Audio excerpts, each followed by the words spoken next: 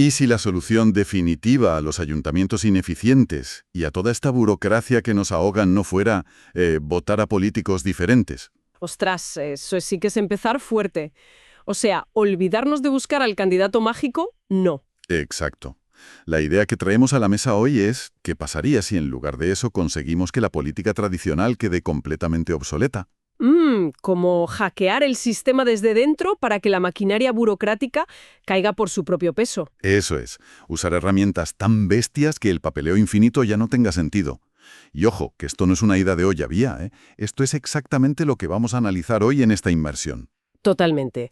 Y para quienes nos escuchan, vamos a desgranar el capítulo 2, que sirve como introducción, del libro Cómo hackear el sistema. Un libro súper reciente publicado ahora en 2025 por Santiago Aranguren. Y creo que hay que dar un poco de contexto sobre Aranguren, porque, a ver, no estamos hablando de un teórico de salón que suelta ideas al aire. Claro, el tipo tiene muchísimo bagaje en el mundo real. Muchísimo. Fue director nacional en la Agencia de Administración de Bienes del Estado, allí en Argentina, y, además, es el creador de GDI Latam.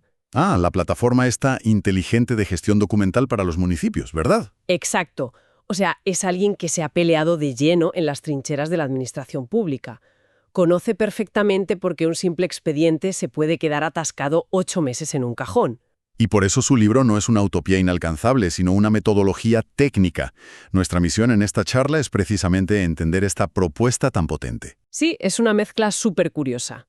Coge ideas inmensas como la democracia directa y la mismísima separación de poderes de Montesquieu y las fusiona con tecnología punta. Piensa en Montesquieu II. Él diseñó la idea de que el poder detiene al poder, los famosos contrapesos. Claro, el legislativo, el ejecutivo y el judicial vigilándose entre sí. Exacto. Pues el texto plantea que ese modelo clásico se ha quedado corto porque, al final, los tres poderes son humanos y caen en la misma ineficiencia burocrática. Ya veo por dónde vas. Introduce la inteligencia artificial y el blockchain como el nuevo contrapeso, la tecnología actuando para garantizar que las reglas sean transparentes. Eso es. Todo para dar al uso a lo que él bautiza como el ciudadano del futuro. Fíjate, es como coger la filosofía política clásica que estudias en Derecho y enchufarla directamente a un servidor de última generación. Qué buena analogía. Pero bueno, para entender cómo funcionaría esto en la práctica, el texto primero nos pone delante de la gran bestia negra que es la burocracia absurda. El laberinto infinito. Y lo interesante es que el autor no lo ve como un accidente, ¿eh? Dice que la complejidad de las regulaciones actuales es una característica diseñada por el propio sistema. Claro, para autojustificar su existencia. Totalmente. Esa falta de transparencia desalienta a la gente y ahoga la innovación. Y además advierte que es un problema global. O sea que no es solo de nuestra ciudad o de nuestro país. Que va. Da igual si estás en Madrid, en París o en Buenos Aires. Las ciudades modernas tienen una resistencia sistémica brutal al cambio. La burocracia solo sabe crear normas más intrincadas. Y cualquiera que haya intentado montar un pequeño negocio lo ha sufrido en sus carnes. El libro, de hecho, usa un ejemplo que me parece ilustrativo a más no poder, el del código de habilitación. Ah, sí, el caso práctico de la panadería. Exacto. Pongamos que alguien de nuestra audiencia quiere abrir una simple panadería. Hoy por hoy eso es un calvario de normativas de urbanismo, de sanidad, pagar tasas en diferentes plataformas, pedir citas previas que nunca hay. Y esperar meses a que un inspector valide un mísero papel de forma manual. Tal cual. Pues Aranguren propone que todo este ejército de burócratas y ventanillas se puede sustituir por un agente de inteligencia artificial. Y esto cambiaría las reglas del juego por completo, porque en lugar de pelearte con normativas en PDF súper enrevesadas que nadie entiende, la IA ya ha procesado todas las ordenanzas del ayuntamiento. Claro, se ha comido y estructurado toda la ley. Eso es. Entonces tú interactúas con la IA en lenguaje natural. Le dices, quiero abrir un local de 50 metros en esta esquina para vender pan. Y la máquina cruza los datos. Exacto. Cruza tus datos con la normativa al instante y te devuelve una hoja de ruta súper esquemática. Te dice paso a paso qué requisitos técnicos necesitas para esa salida de humos o ese extintor, sin rodeos. Ostras, es que es como llevar al abogado administrativo más experto de tu ciudad metido en el bolsillo, ¿no? Totalmente, trabajando gratis para ti.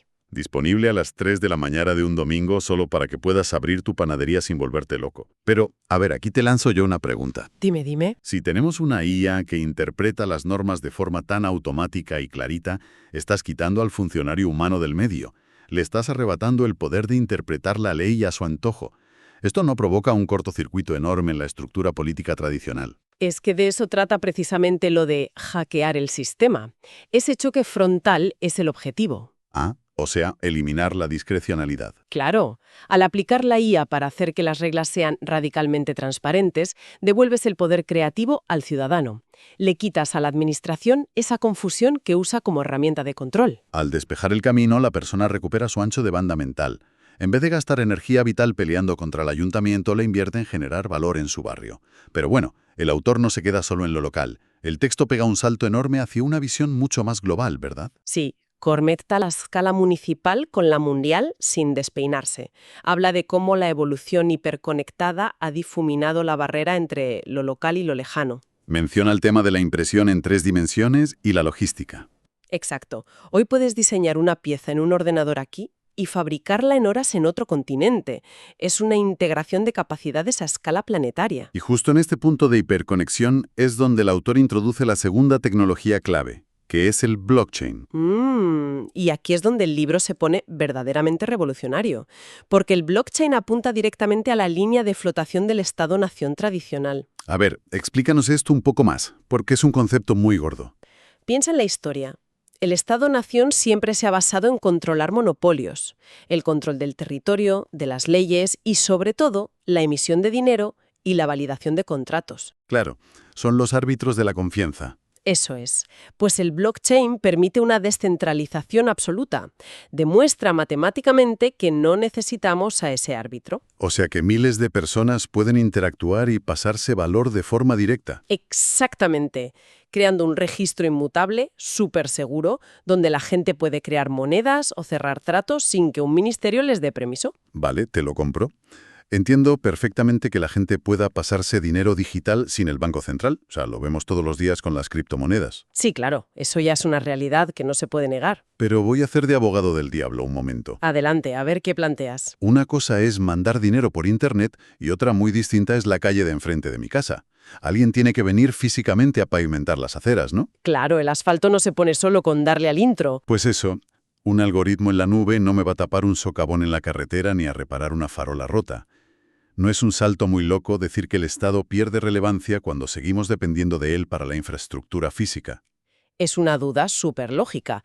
Pero la clave que da el libro para entender este salto es diferenciar el trabajo físico en sí de la inmensa burocracia que lo gestiona. A ver, explícame bien esa diferencia. La máquina que echa el asfalto, obvio, o la persona que arregla la farola. Pero el proceso de hoy para tapar ese socavón implica licitaciones públicas larguísimas, firmas opacas, interventores y pagos que tardan años en llegar a la empresa. Un laberinto absoluto de expedientes. Pues Aranguren plantea que el blockchain reemplaza todo ese papeleo mediante contratos inteligentes, los famosos smart contracts. O sea que la burocracia se convierte en líneas de código. Que un contrato inteligente tiene asignada una partida de dinero público. Y el código dice literalmente, se liberarán 1000 tokens digitales a la empresa que arregle el bache en estas coordenadas GPS. ¡Wow! Vale, pero ¿cómo sabe ese código de Internet que el bache del mundo real está arreglado y que ya puede pagar? Ah, ahí es donde entran los oráculos descentralizados y la validación comunitaria. Y es fascinante. Validación comunitaria. Los propios vecinos auditando la obra. Sí, podrían ser los vecinos sacando fotos con el móvil, verificadas criptográficamente, o incluso sensores en los coches que pasan por ahí y detectan que ya no hay bache. ¡Ostras, qué locura! En cuanto la red alcanza el consenso de que el obstáculo físico ha desaparecido, el pago a la empresa se ejecuta instantáneamente. 0 expedientes, 0 comisiones ocultas y con una trazabilidad que todo el mundo puede ver. Esa es la magia. Conviertes la gestión de los recursos públicos en matemática pura en lugar de una constante pelea política. Y básicamente el Estado proveedor se diluye en una red descentralizada de ciudadanos. Pero para que toda esta maquinaria funcione en tiempo real de forma invisible, necesitamos una capacidad de procesamiento brutal. Brutal, se queda cortísimo. Por eso el autor bautiza todo esto con un término que impone un montón. Lo llama tecnologías de los dioses. Sí, el nombre es bastante épico, la verdad. Y lo usa a propósito para sacudirnos. Quiere dejar clarísimo que la inteligencia artificial no es simplemente una mejora de lo que ya tenemos. No es un buscador de Internet un poco más listo. ¿No es una evolución gradual? Es un punto de inflexión. El texto dice que la revolución de Internet, que ya nos cambió la vida, va a parecer una anécdota comparado con el tsunami de la IA. De hecho, hay un pronóstico en el capítulo que detiene la respiración. Estima que cerca del 50% de los trabajos actuales van a desaparecer. La mitad de la fuerza laboral mundial. Tareas que económicamente dejarán de tener sentido para un ser humano.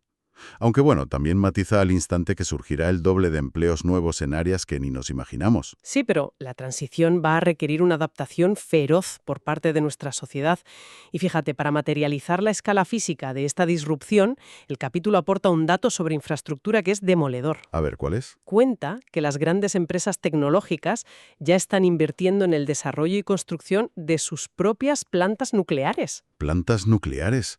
Ostras, es que esto me dejó completamente loco cuando lo leí. Es una auténtica barbaridad, madre mía. O sea, están levantando reactores nucleares privados única y exclusivamente para garantizarse la electricidad que demandan estos macrocentros de datos donde entrenan a la IA. Claro. Y esto pone todo en perspectiva. Estamos alterando la infraestructura energética del planeta solo para sostener nuestra nueva mente digital. ¡Qué vértigo! Pues el libro coge toda esta potencia abismal de las tecnologías de los dioses y la aterriza en uno de los problemas más delicados de cualquier ayuntamiento, que es la seguridad ciudadana. Y este ejemplo ilustra la convergencia perfecta entre IA y blockchain. Piensa en cuántas cámaras de seguridad hay en una ciudad ahora mismo. Miles y miles, en los comercios, en los garajes, en las fachadas de las casas. Pues el autor estima que el 95% de todas esas cámaras no se aprovechan de manera colectiva. Son islas desconectadas. Ya cada uno mira su propia grabación si pasa algo y listo. Exacto. La propuesta del libro es crear una red descentralizada que integre todos esos sensores visuales. A ver, frena un segundo ahí, porque esto suena directamente a un estado de vigilancia hiperopresivo. ¿No acabaríamos creando un gran hermano con policías mirando cada esquina a través de nuestras propias cámaras? Es el miedo más lógico, claro. Pero el mecanismo de protección que propone es precisamente la descentralización. ¿Y cómo funciona eso sin invadir la privacidad? Porque no habría un centro de control oscuro del gobierno con pantallas gigantes observando a la gente. El procesamiento de las imágenes se realizaría mediante IA en el extremo de la red. O sea, dentro de la propia cámara de forma local. Eso es. Y totalmente encriptado mediante blockchain. El algoritmo no busca identificar caras al azar ni espiar a los ciudadanos. Está entrenado solo para detectar anomalías específicas. Por ejemplo, un patrón de movimiento raro que indique que hay una pelea o un asalto. O la presencia de un arma. Y solo cuando la IA detecta esa amenaza real, emite una alerta verificada al sistema. Así proteges la identidad de la gente en el día a día. Claro, consigues maximizar la seguridad a un coste bajísimo comparado con tener miles de patrullas humanas en la calle. Y sin depender de que una persona esté mirando un monitor horas y horas. Esa es la idea de descentralizar la seguridad. Pero ostras, si proyectamos todo esto hacia un futuro muy cercano, vamos a tener un escenario muy loco. La seguridad, los contratos públicos, los permisos para abrir negocios. ¿Todo gestionado por agentes autónomos digitales? Sí, estadísticamente, en pocos años vamos a estar rodeados de más código tomando decisiones operativas que de seres humanos en la administración. Y ahí me surge una paradoja ineludible. Si delegamos toda esta operatividad de la ciudad a inteligencias interconectadas, ¿de verdad le estamos devolviendo el poder al ciudadano? El gran dilema. O sea, ¿no le estamos quitando el poder a los políticos simplemente para entregárselo a las máquinas y a las megacorporaciones tecnológicas? Pues has tocado el gran debate filosófico y ético de nuestra era. Y la postura que defiende Aranguren en el texto es muy firme. Él dice que debemos entender estas tecnologías como un punto de inflexión inevitable. Vale, ¿y cómo justifica ceder tanto control? Argumenta que no se trata de ceder el poder humano a un algoritmo, sino de usar ese algoritmo para liberarnos de la carga operativa que nos asfixia ahora mismo. Entendido. que las máquinas hagan el trabajo sucio. Exacto. El razonamiento es que las ciudades no pueden afrontar los problemas del siglo XXI utilizando procesos administrativos heredados del siglo XIX. Es que es imposible. Para que una comunidad funcione, primero tiene que resolver su operatividad básica de forma impecable. Es como la pirámide de necesidades de Maslow, pero aplicada al urbanismo, ¿no? Si el ayuntamiento no puede ni garantizar que tapar un bache sea rápido, es imposible que esa ciudad atraiga talento o genere innovación. Justamente. Y el texto advierte que las ciudades y los líderes que no adopten esta transformación con una agilidad extrema se van a quedar completamente estancados y obsoletos. Se los lleva la corriente por delante. Sin duda, la digitalización y el blockchain no son opciones cosméticas, son los cimientos obligatorios para que el habitante recupere por fin un rol verdaderamente creativo en su entorno. Bueno, pues para ir atando cabos y resumir toda esta inmersión, el mensaje central nos propone un cambio de paradigma radical. La automatización mediante IA para demoler la burocracia y el blockchain para garantizar que la ejecución urbana sea transparente y directa. Esa es la nueva arquitectura de la ciudad, sí. El aviso a navegantes está clarísimo. Los administradores públicos que se aferren al papeleo y al control tradicional van a desaparecer. Y los que abracen esta incertidumbre van a ser los que construyan el nuevo sistema. Pero bueno, antes de despedirnos, ¿qué reflexión final nos deja sobre la mesa para seguir dándole vueltas a todo esto? Pues fíjate, me gustaría plantear algo bastante provocador a quienes nos acompañan hoy. Supongamos que la visión de Aranguren triunfa al 100%. Vale, compramos el escenario ideal. Exacto. Imaginemos que implementamos con éxito estas tecnologías de los dioses. Y de la noche a la mañana, los algoritmos gestionan la seguridad, las infraestructuras y los trámites de manera fluida, autónoma y perfecta. Todo funciona como un reloj, cero fricción con la administración. Eso es. Pues si ya no tenemos que gastar nuestra energía vital en pelearnos con el papeleo, ni en quejarnos de la ineficiencia del Estado, ¿cuál pasará a ser el propósito principal del ciudadano del futuro? ¡Ostras! ¡Qué buena pregunta! Si el sistema deja de ser un obstáculo y se vuelve completamente invisible, ¿en qué usaremos toda esa inmensa libertad que habremos ganado como comunidad? Madre mía, es un cierre que te deja mirando al techo un buen rato. Una vez que las máquinas nos resuelvan la pura mecánica de supervivencia urbana, nos tocará descubrir de cero qué significa realmente prosperar como humanos. Exactamente, ahí empieza el verdadero reto antropológico. Pues ahí dejamos esa reflexión rebotando. A quienes nos escuchan, la invitación queda abierta a darle una vuelta a cómo nos vamos a organizar en la próxima década. Y a que nos sigan acompañando en la próxima inmersión, claro. Por supuesto que sí. Nos marchamos con la mente a 1000 por hora, llenos de posibilidades, y con la expectativa a tope para seguir explorando estas ideas que, paso a paso, están reescribiendo el código fuente de nuestra sociedad. Hasta el próximo análisis.